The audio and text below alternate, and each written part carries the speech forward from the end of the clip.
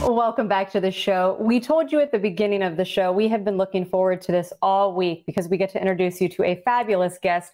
But let's be honest, she probably doesn't need any introduction to you, especially fans of Shark Tank, fans of real estate, people who are looking for a little motivation. Well, Barbara Corcoran, she's your lady. And we're so excited to have her here on the show today. Barbara, first and foremost, how are you? I'm doing fine. I'm alive and well and healthy, and that's all you really ask for anymore, right?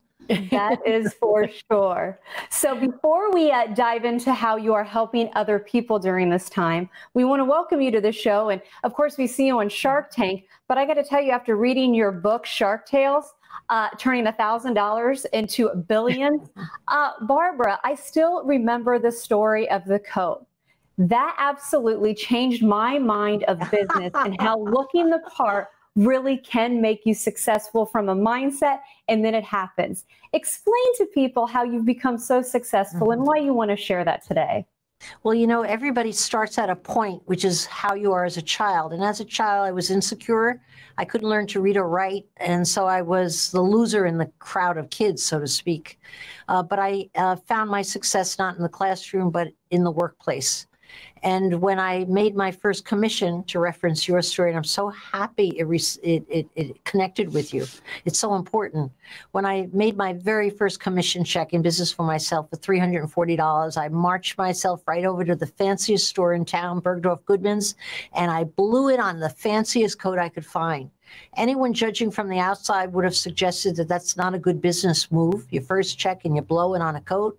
But let me tell you, I wore that coat for 3 years up and down the streets of Manhattan, feeling like a big, fancy real estate lady. Was I any different? Of course not. But was my head different? Totally changed around. And I practiced that in building my business over 35 years. Anything that would make us look and smell like success, I spent my money on up front.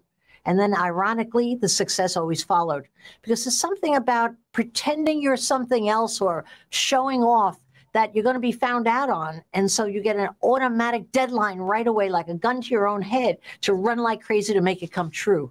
And so we became a powerhouse in our industry. And so much of it had to do with marketing. And that started with that first god-awful, gaudy coat that I bought way back when.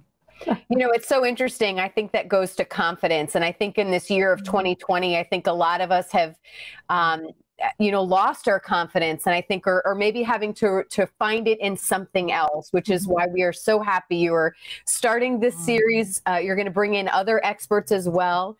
What is your message that you really want for small business owners that are tuning in this morning from the Tampa Bay area? What is that message of encouragement when I think some people have lost their confidence these days? Well, you know, losing your confidence is normal in building any business at junctures along the way. But because this terrible pandemic does not have an end date in sight, clarity of when you end, that's what gets an entrepreneur to run hard and get to the finish line, is they know where the finish line is. No one knows where this finish line is. And so the game of getting your confidence becomes a very important game, much more important than anything else. Where you get your confidences from, I believe, in building a business, is by bringing your team close and having confidence in them and expecting them to actually get better under your leadership. And that's what I have been advising so many entrepreneurs to do successfully, in bringing your team close, in brainstorming, in assessing how you could get new sources of business, because the old ones ain't ever going to happen again, is key in feeling like you have a family. And so starting with your confidence in your head tight with your family is the only place you can redo your business, restart it, and get it going again. After that, it's knowing tactics. Where do you spend your money wisely? It's so easy to spend money, so hard to spend it well. What kind of technology do you need? My gosh, if there's one lesson that this pandemic has taught us, is the importance of technology to survive, never mind pull ahead. And that's why, too, I'm very happy to have AT&T Business as my partner, because they know that inside and out, just like I know the day-to-day tactics inside and out. And then together, we're getting the smartest, street smart people in the business to share how they're coming through it and how they're pulling ahead when everyone else is going out of business. So we're very excited about getting as many people on that webinar as we possibly can, because I really feel like we will deliver on that promise and have them go home with a true business plan. If this will work for me, let's get going. And that's the attitude I want to engender in that in the very first webinar that is next Wednesday, the 22nd. And I know that people will keep coming back for more of the good stuff. You know, speaking of the good stuff, so many times we hear the term rags to riches thrown around when they're talking about your story. And we've been able to hear stories of businesses that during this pandemic may have hit their rock bottom.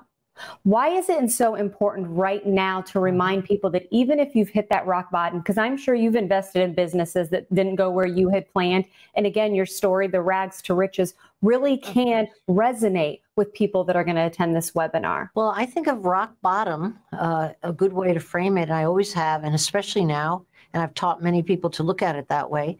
The harder the bottom, the higher the ball bounces. The more capable you are of bouncing a ball higher, the harder it hits. And so this has been a hard one. But what we're going to come out of this pandemic with is an entirely new way of doing business. All the competitors you thought you had aren't going to be there, or the great majority aren't going to be there. It's going to be an open game, an open way to do business in a different way to secure new customers. And your customers are going to be different as well. You know, the priority list of a customer going into a restaurant or wanting a service of any kind is vastly different than it was 4 months ago. So to be able to walk in your customer's shoes and try to second guess by staying in touch with them what they're going to want and to meet that is a huge challenge, but it can be done. But so many entrepreneurs are waiting it out and they're not listening. I think by listening hard to where your business isn't going to come from anymore, by listening hard to your customers, to their new expectations of you, you can put a business together, reinvent it, pivot, and get it to where you need to get it to meet those demands going forward. And the reward for that, if you want to get not discouraged at all, is phenomenal. You're going to be one of the most successful businesses because this pandemic has cleared the deck for that. There's a new economy, and it's just yours there for the grabbing. I hate to use the word grabbing, but that's what it's like. If you can do the changes you need right now to get real about it. We need a Shark Tank. We need like a virtual Shark Tank season where all these business owners are pitching their new ideas in this new world. I'm just saying, I know you know the right people. Maybe we pitch that because we need kind of a new generation of Shark Tank these days. Yeah. Hey, how can people get in on this webinar and sign up? What would you have them do? It's very easy. It's at no cost, and it's 888barbara.com. You just sign right up. You register. And then again, it starts Wednesday, the 22nd. That will be 2 p.m. in your time zone. And this is free for business owners, correct? I mean, I just love that this is something that, again, that they need help. Business owners need help. You know, the reason it's at no cost to the people who are attending, but at great cost to the sponsors to produce, is because they're in the sponsor, AT&T Business, is in the same spot I am. We love small business. And so once you love small business and you believe that's the backbone of all in America that's so good and aspirational, you really want to make sure that businesses stay in business to begin with and become their best selves. So I really feel like, just like I knew in business, I always had partners, the right partners that had opposite skill sets to me. And so having AT&T Business as my sponsor with the very well-versed skill set of technology, which is, you can't stay in business without revamping your technology today. I just feel like is really what those business people in America really need. I feel very proud about that.